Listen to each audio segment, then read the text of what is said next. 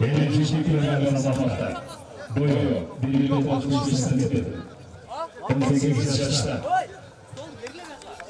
Sporunu öğretmek. Trainer Alışır Tarafı. Kırmızı Respublikası. Belediyem.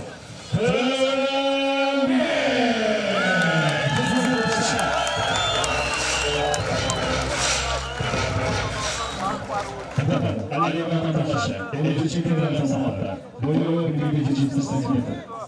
Özbekistan Respublikası. Sporunu Cavuklu'dan. Trainer Nami Vice. Özbekistan'dan. Mahir.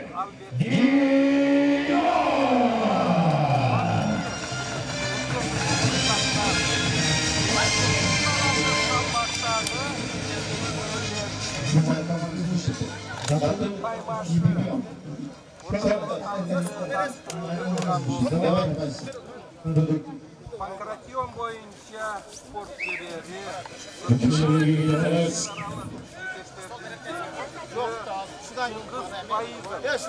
Yalalamak şehrinde spor kulübünün maşhur turnusu derecede alınmalı.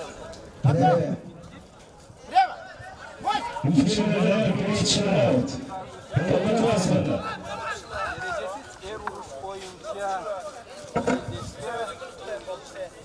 çalıştık. Arkalak turgan işleri hurmatlı spor yarmanlar. Kaçma! Kaçma! Kaçma!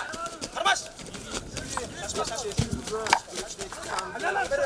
Yarmadiyem al Gökmeyli'yken Oşonda ele Kırgızistan'da Kılımbek devlet ostarısı geçti.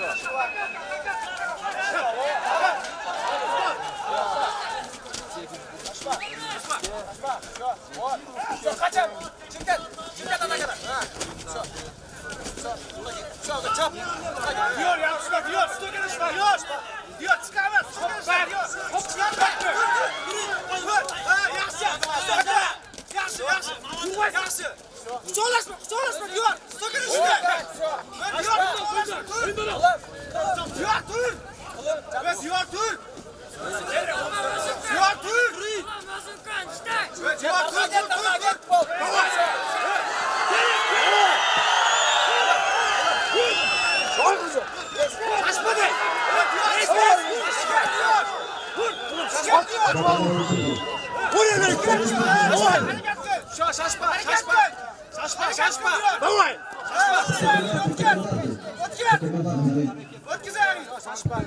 Şaşma Kılımbek, şaşma.